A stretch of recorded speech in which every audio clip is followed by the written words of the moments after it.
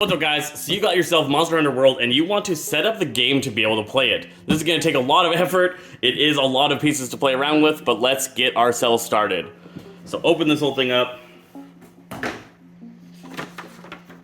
If you're needing help playing the game, that means that you're going to be fighting the Jagras. We don't need the rest of the monsters, but we will slot out the tub. And you actually have to pick up all the other monsters to be able to get access to the Jagras. All of them kind of block it from being in there, stacking all their tails on top of him. We don't need the rest of the monsters for our first playthrough, so we're just going to toss those aside. So toss your Jagras off to the side, and out of the box we need our board. You're going to be paying attention to the box to tell you what side of the board to use. There are two sides. The rules for the particular monster will determine what side you're going to face on. So there's kind of the rocky terrain with a waterfall side, and then there is the bunch of knocked over trees side with some cliffs. So there's two options there. In the first quest we do use this side, so we will stick it to that. I'm going to lay this out like that. Then you need your stamina trackers, figure out how many players are going to be playing, and assign the stamina trackers to their play locations. So we are going to be playing with 2 players, so I'm going to put out 2 stamina trackers off to the side.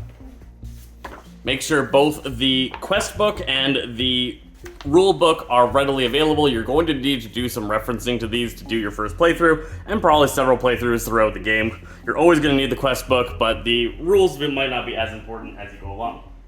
I would highly recommend playing the game first in a no campaign session, just fight the Jagras and learn a little bit about the game. Then redo your kind of story and take your little character sheets and fill them out after your first play. I would not recommend starting right away into a campaign. It is a little bit complicated, some things get a little bit weird, and you might mess some things up in your first playthrough that you're going to want to fix before you actually start a campaign. Once you do start a campaign, these cards are available to start filling out your player name, your hunter name. You can name your palico if you're playing 1 or 2 players, and then you can start tracking what you all have. These are able to be ordered on their website if you need more of them and get done with these ones, but it should take a while before you finish a campaign. Next, you need your appropriate tracker. So once you've determined what monster you're going to be fighting, you're going to grab the appropriate tracker card. In your first playthrough, you should be fighting the assigned quest, Silver Star Jagras. Everything else is a little bit harder than that, and usually is going to require some kind of equipment. So you're just going to want to use this in your first playthrough. If this is a refresher of setting it up, feel free to use whatever monster you feel you need to fight. We got our reference guides here for all of the different weapons and how to craft what you need to craft. Crafting is going to come at the end of the first kind of playthrough, so you really don't need these. There's also a forage reference guide that will kind of tell you where you can get the things that you're looking for. So some of these are going to say that you need specific items: Dragonite ore ×1, Malachite ore ×1, Monster Bone Medium ×1 here. So then you would look at the back here and you would go through and try and figure out how do you get those things to get what you want. At this point, you're going to want to pick your hunters. So you have your 4 hunters to pick from when you have this base core game. You've got your bow, your greatsword, your sword and shield, and your dual blades. So each of these characters has a different kind of style. They have each their unique designs and look pretty cool with their big weapons, and each of them is going to have a different style that they play with. They're going to do different things on the board and interact very differently. So playing around a little bit with a couple of them is a good idea before you really lock into a single character, but also reading through their cards will help you kind of get a feel for if you're going to want to play that. Sword and Shield guy is all about combos. He's going to play you multiple cards that require you to have played other cards to be able to get them off, but has some very good ability to stun targets as well as just do some general high damage. The bow is going to have some range capabilities, so it's going to be shooting from a further distance. It doesn't have to be up close and personal, but will be usually the bane of all targeted ranged attacks from the boss. Your greatsword guy is going to do some charge ups, so they're going to fill up their stamina board with some attacks before unleashing large attacks against their opponent. And then the dual blades is going to do some power-ups on themselves to do rapid attacks, lots of attacks in a single kind of setup. So each of them has their own unique style. You're going to pick what heroes you're going to be playing. Here, theoretically, we're going to grab ourselves the sword and shield and the great sword to start off with. So sword and shield are going to go up there, great sword guy's going to go down here. In the box, identify your cards for that particular deck. They are going to be signaled by the symbol in the top right here. So we got our attacks here, and then you got your equipment. So each character is going to have a starter weapon, helmet, armor, and legs, and then it's going to have 20 attack cards there. So that is your starting setup. You're going to take your attack cards, shuffle them up, and you're going to place them above the attack cards section on your stamina board. So if we look at our stamina boards, we've got a section for your palico, your weapon, your helmet, your armor, and legs. And then at the top, you got a section for your damage cards, your damage discard pile, your weapon, or your attack cards, and your attack card discard pile. And so that's all things that will slot in at the top of your boards. So after shuffling, I'm taking my 10 attack cards and I'm just placing them onto my stamina board in the attack card section. I will take my equipment. We've got my sword, helmet, chest, and legs, and those will all go onto my stamina board into their appropriate little slots at the bottom. The sword and shield user will do the same thing with their cards, shuffle up their attack cards, and place those into the attack section. Give themselves a little bit of room.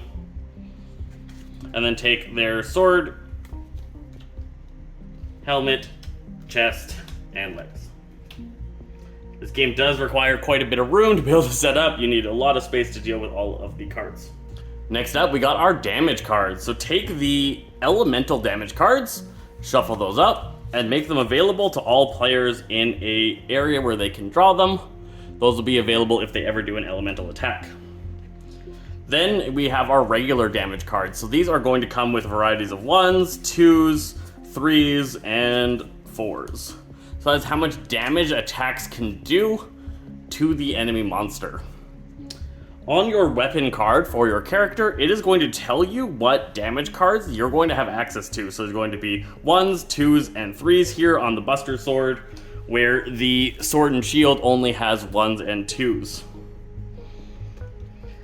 So what that means is we have to go through this deck of damage cards, and for the Buster Sword, we need 1, 2, 3, 4, 5, 6, 7 1s, 1, 2, 3, 4 2s, and a 3. Taking those cards out of the damage thing is going to create the damage deck for the Greatsword. For the Sword and Shield, we need 1, 2, 3, 4, 5, 6, 7, 8 1s, and 1, 2, 3, 4 2s. So a little less, or lower high, more of the low side on the Sword and Shield, but usually you're going to get more attacks off with that comboing weapon. So you take those, you shuffle them up, and you put them in your damage section of your stamina board. If you're playing a 1 or 2 player game, the next thing to set up is your palico. So you're going to take your palico deck here, you're going to shuffle those up, and you would deal 2 to each player. So there would be 2 going to the Sword and Shield and 2 going to the Greatsword. Those players then flip up their palico cards and pick which one of these is going to be their buddy for the campaign. So we've got the option between our Shield Spire and our Choral Orchestra Attack Booster. Your hunter may ignore the card limit and play any number of cards this turn. You can only activate each cat once per combat. It allows you to play as many cards as you want, or the Shield Spire. Palico tokens within 1 node of your hunter. This token is a hunter with immunity to all damage and status ailments and has a threat value of 9. Remove this token at the end of the monster's turn. So that guaranteed focuses attack against it. Really cool abilities, lots of different palicos. Once you've picked your palico, there is a slot for that on your stamina board right beside your weapon. Palicos on the other side, we got ourselves a Vigor Wasp and a Ailment Cure. We're going to take the Vigor Wasp one and put that onto the Sword and Shield section. We have all these time cards, so we're going to set those aside. We're not quite ready for setting those up, but they are going to be used, so make sure they are available. Find yourselves the appropriate number of health trackers. Set those health trackers to 8, the maximum HP of a hunter, and give each hunter 1 health tracker.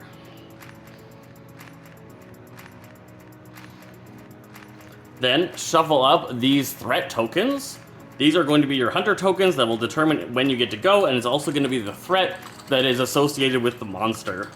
So starting off, each player is going to get a random 1.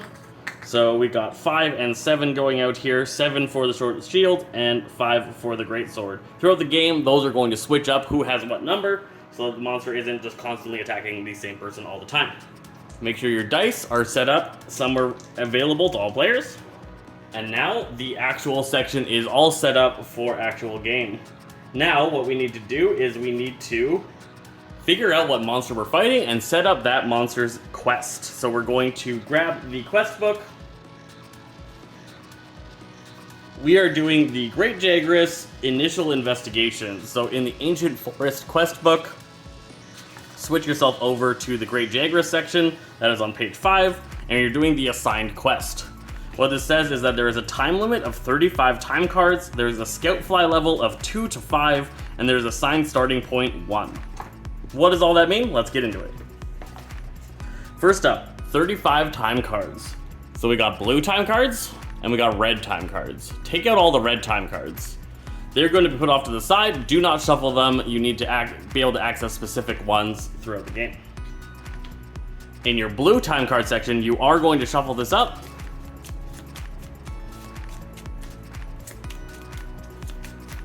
And then you're going to deal out 35 of them into a pile.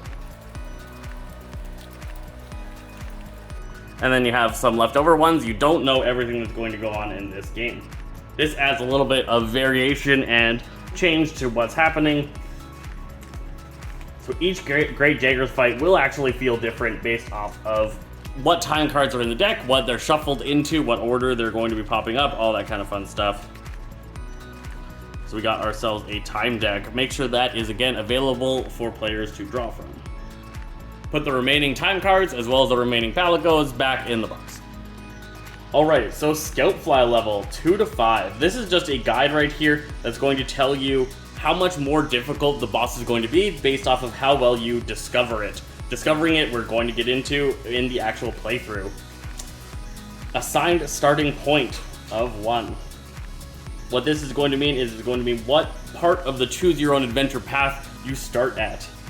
Later, there are going to be other options depending on which quest you do, but the starting quest only has one option because you're only able to do it once. We make sure our Great Jagras physiology chart is available at the side of the board so we know all the locations of the Jagras.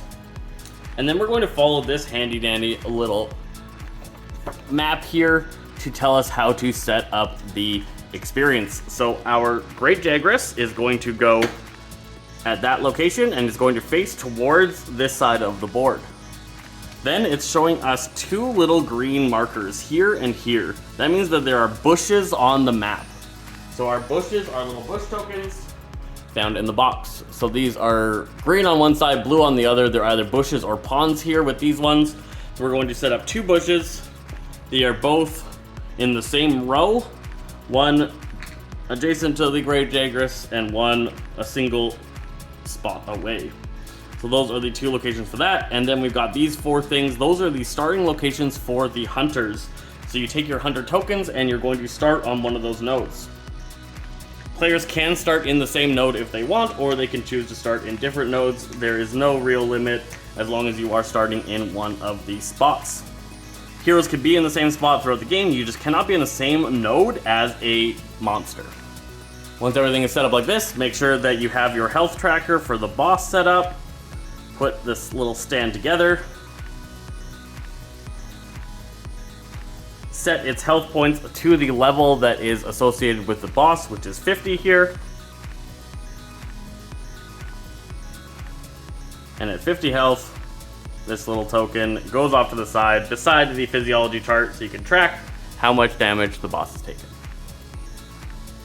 With all that set up, you are ready to get started. So what you're going to do is that you're going to go assign starting point 1. You're going to flip to the choose your adventure start part of this adventure. You're going to go to number 1, the assigned starting point, and you're going to start playing the game from there. So you're going to get an effect, group gains 1 potion, and then you're going to read through the story and then follow the events.